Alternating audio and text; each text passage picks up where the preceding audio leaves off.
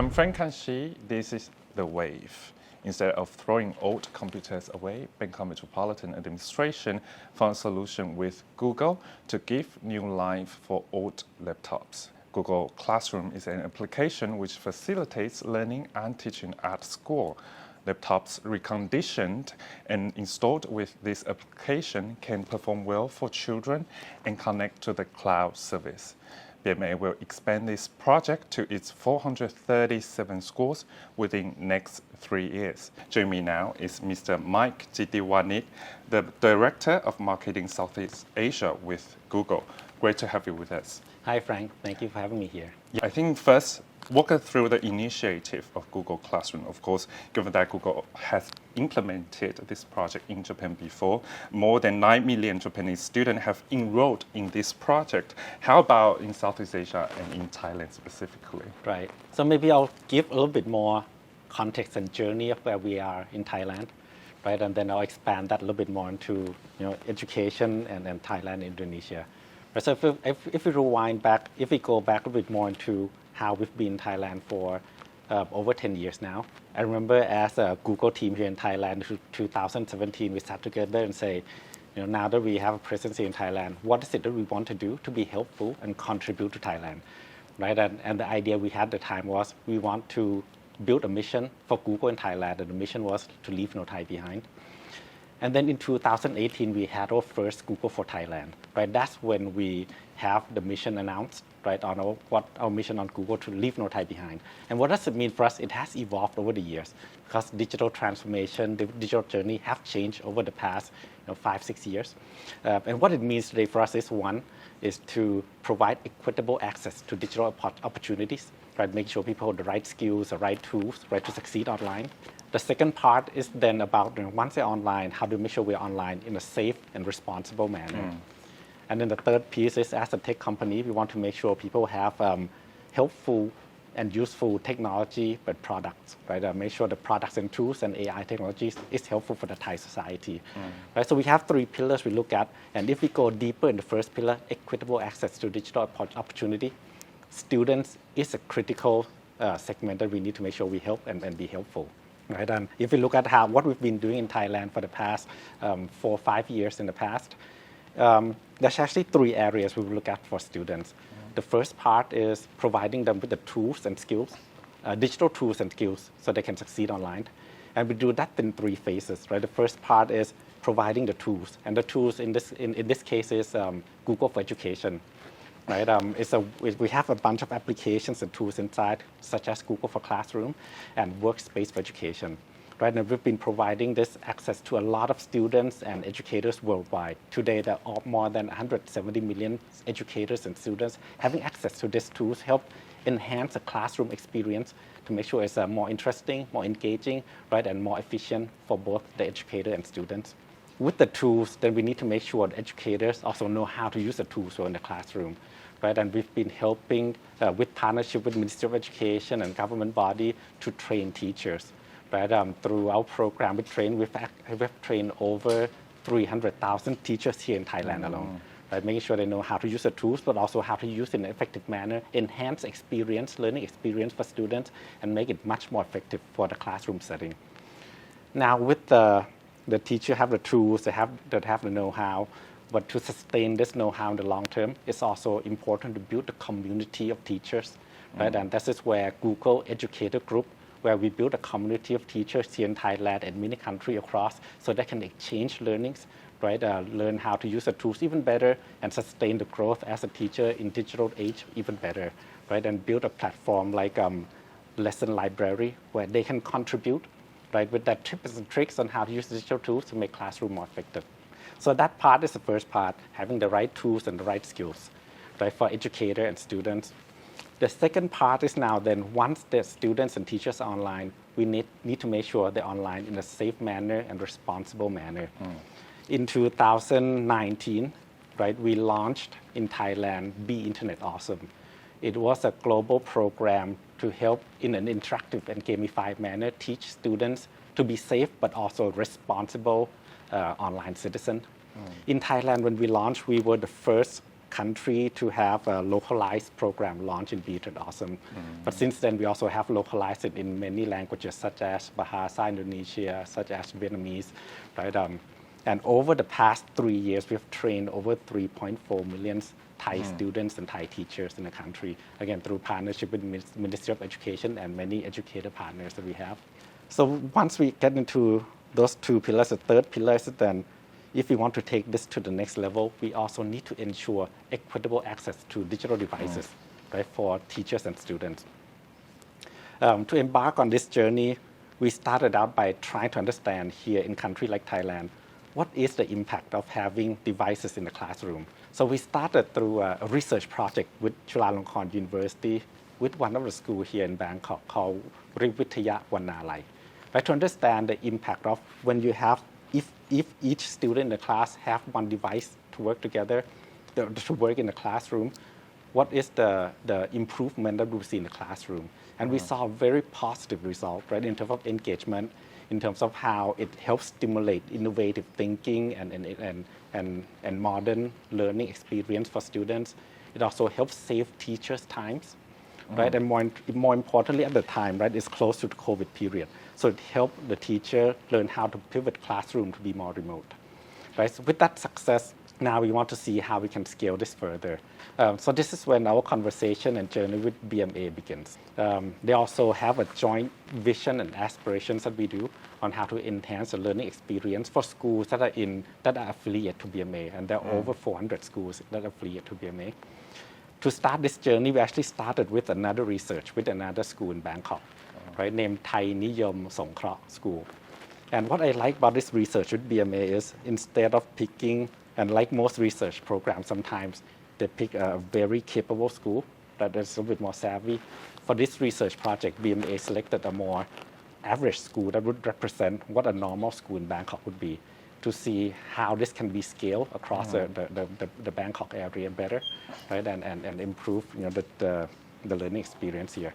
And once again, the research have shown very much improved engagement with students. Right, just also show improvement in what they actually learn. Right, the outcome of what they learn actually improve over a classroom without the devices. Right, so I felt like with this evidence, right, and this proof point, you know, we feel like we are ready to begin to scale this idea to more schools in Bangkok. And to scale this, we started with first, we supported BMA with training to teachers on how to use these tools better, install them in schools, right, and then understand how to adopt the school as a classroom. And this here comes another important part is then how do we make sure we have accessible, equitable access to device in the classroom. And I like the idea that the aspiration that BMA have is how do we solve for education, but at the same time, solve for sustainability in Bangkok too. If we look at just in Thailand alone, every year there are more than 400,000 e-waste generated. Right? A lot of devices being used, but also being discarded. How do we make this device become useful and effective again? Right? And this is when we partner to introduce, to scale Chrome OS Flex, which is an OS and a program to convert old unused laptops to become effective Chromebooks again. Right? And this will work really well on even old devices, right? With old specification, become very efficient again, right, as a device and very effective for learning. In one of the research in Japan, we found that an old laptop that has been converted to Chrome OS Flex, it actually reduced power consumption and in effect reduced carbon footprint by up to 45%. And if you look at the life cycle of a device in even corporate setting today, a laptop tends to last around 3 to 4 years. By converting it to Chrome OS Flex, we actually extend the life cycle of a device by up to 5 to 10 years more. Right? So now we begin a journey of how do we scale this to more schools with BMA. Right? And through partnership with private sectors, now we're looking for donations, right, of old devices that are no longer being used even at household or big corporations, so that we can add extended life cycle and also create usefulness for schools and extend the effectiveness of classroom setting at the same time. Right? The aspirational goals with BMA is to have 130,000 devices for students across Bangkok over the next 3 years. right? And we also partner with many private sector partners to help, drive these donations. Right? So hopefully within the next 3 years, we'll see students in Bangkok benefit from having digital devices to enhance their learning experience in the classroom more. Many good points there, excellent. But you already answered my questions in behind. As what you said, it's not just a point, it's a phase. It's a line interface already. It's not just the initiative. It's not just happen now. It's happening a long time ago because you already planned for a long time. You talk about actually equitable access for students at school. That's very important point too, because it's educational side. You talk about sustainable side too. We will talk about it later. I would like to understand, what's the feedback from the pilot program in Thailand right now, or the feedback from Southeast Asia, especially, of course, Indonesia already cooperate with Google on this point too. What's the feedback here? The feedback, we'll start with Indonesia first. We've seen the success of how we partner with Indonesia, where they started earlier, and we see very strong feedback and positive impact on the learning experience of students, right? And at the same time, it also helped stimulate the ecosystem of device manufacturing in Indonesia, right? Through the impact of Indonesia, we want to scale that success more to Thailand, right? So I would say Indonesia started earlier, and we see the success, and we want to replicate that more in Thailand. And this is why we embark on this journey with the Thai government and the BMA to scale this better into Thailand. If we look at the research we did in Thailand, right, we did see engagement with students are higher. We see students are actually happier through the learning experience. When we do a testing of A/B testing of students who have experience having devices or not having device, we learn that students are more effective with learning. The scores are higher. The comprehension on math, science, languages, and in all the topics, we see incremental learning experience and output coming from having digital devices and digital tools incorporated in the classroom. So I think the numbers and the research have proved that this is have proved strong feedback on the tools and the program, and this is why I want to scale further. And we see the good outcome in Indonesia too. So that's why Thailand, the BMA, they started to cooperate with Google, right? And actually, it's not just Thailand and Indonesia. We actually seen schools and universities globally have been adopting similar technologies. Right? I see you've mentioned Japan, but also in Europe and the US, we have also see schools and universities successfully incorporated Google Classroom technologies into the classroom. Yeah. Right. Great to know. Given that, of course, you said Google Classroom, of course, earlier in Indonesia, they already adopted this program in their country. What's the difference between Indonesia and Thailand in terms of implementation? I think there's some, of course, different cases that Thailand could understand from Indonesia. What about the outcome, the difficulties there? What really stands out about the Indonesian program is the government have a national learning platform called belajar.id. Right? This is powered by Google Workspace for Education. Right? And this is a national platform where nationwide schools could access and benefit from technologies. The other thing that really stands out about Indonesia is the government also want to use this opportunity to support the device manufacturing ecosystem in Indonesia. And our Google Chrome team is supporting through the process by providing expertise and consultations to the local OEM in the country to be able to manufacture Chromebook devices well in the country. Right? So through a combination of having the right software infrastructure and the right hardware infrastructure together, this would create the scaled impact needed in the country. So that's what's going on in Indonesia, and it's been working well, right? And the feedback have been really strong in the country. Yeah, so the national policy is really important. As in Indonesia, they have the platform, as what you say, national learning platform that can facilitate and accelerate the adoption from with Google and the local schools, of course. And that's what Thailand can learn from Indonesia's case.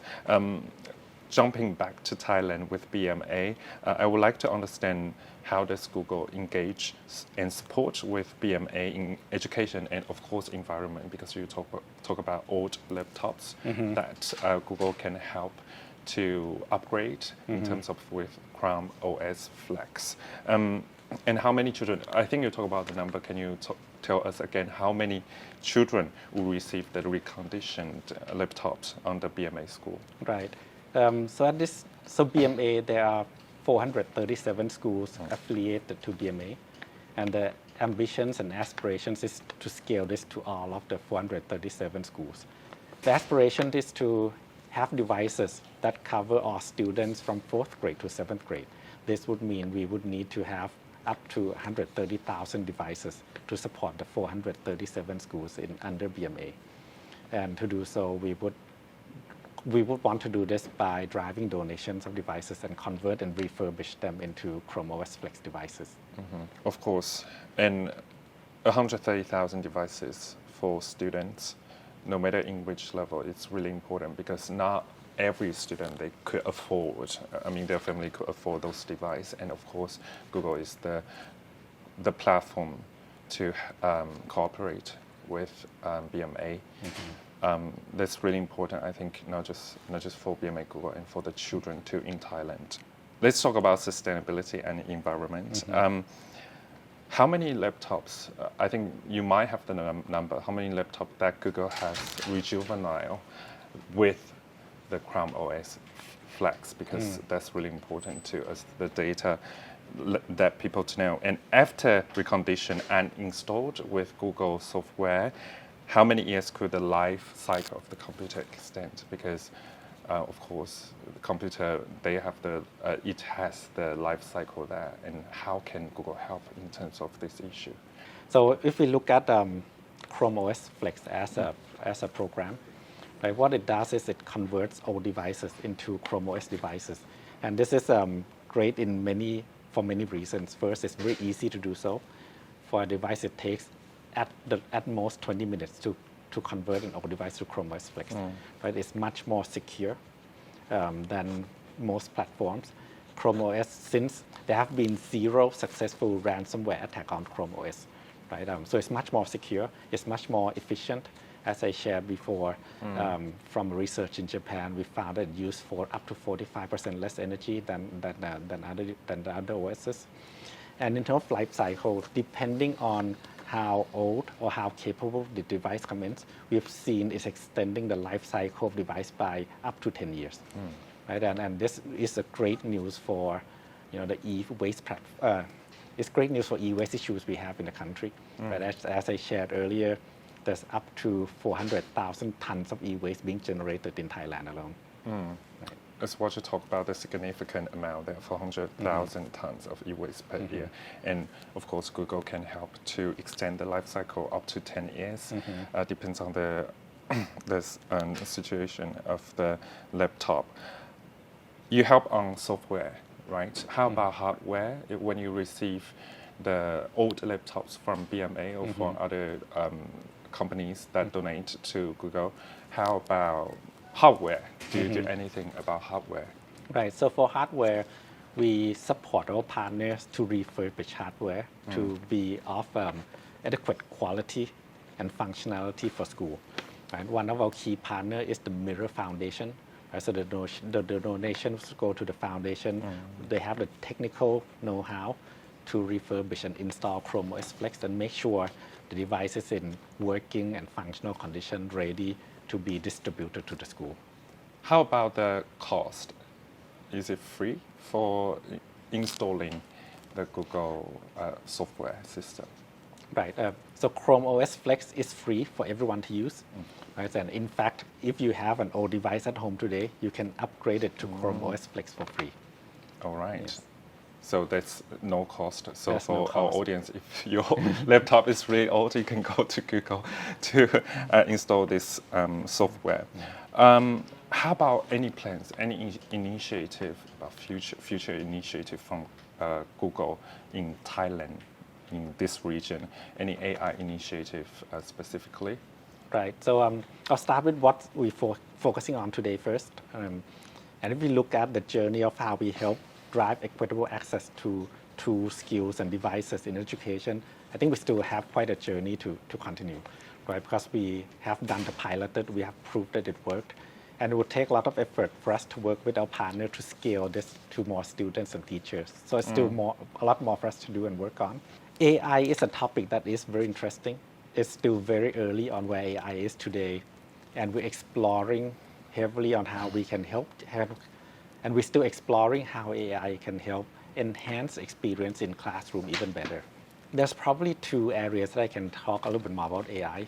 First is how AI is already being incorporated in our technologies in classroom to help enhance the learning experience for students and teachers. A lot of learning tools already have AI incorporated to enhance the classroom experience and teaching experience for teachers. For example, the teachers today can use originality report to check if the work submitted against content on the internet and other work submitted to see how much work is original from the students or is it being copied from elsewhere. The technologies, for example, is through screencast. We can do auto transcribe of the content spoken to text so students can learn through reading format as well. And there are even AI incorporated into Google video conference system where if student raise their hand, it can detect that student has raised their hand, right? And can trigger teachers for attention from the teachers. Now, if we look into the future, an area that is very interesting for AI would be more about adaptive learning that we thought would be interesting. Adaptive learning meaning how we customize the learning experience for each student and each learning based on their needs. Because we know students are different, each learners are different, right? And the way they can learn would be different as well. An example tool that we have today is called Practice Set. It's a tool where as students learn to solve a problem, the tool can learn and adapt to understand what else is the tips and tricks that each student would need to overcome the problem they see, right, which could be unique to each of the learner. But then again, AI is still very early in this journey, right? And I think this is why we really look forward to how we can partner with the government and educator to make sure we can come up with ways for students to learn in new and responsible ways through support of AI. Great to understand. Actually, of course, AI initiative is what you said still early, but right now it's continuously emerge in our life for the student too. Because as what you said, each student has different learning cycle. Before we end this interview, I want to one question pop up in my head that I would like to understand what's the strength of Google platform comparing to other platforms like Linux or others. Why the customers have to choose Google Chrome? What's the advantages of Google Chrome, Google Chrome OS Flex? Chrome OS Flex, what really stands out as a platform is in three areas. Ease of installation and usage, right? So you can the administrators and the IT team can install within 20 minutes by just plugging in the USB drive, right? And this will upgrade. Sometimes it could be 5 minutes or up to 20 minutes, right? So a very easy process to install and maintain, right? The second piece is on sustainability. It works really well on old device and new device and even old devices. You consume less energy than other OSs. Right, so sustainability is higher, and it's also very secure. As we have seen, there's been zero successful ransomware attack on Chrome OS.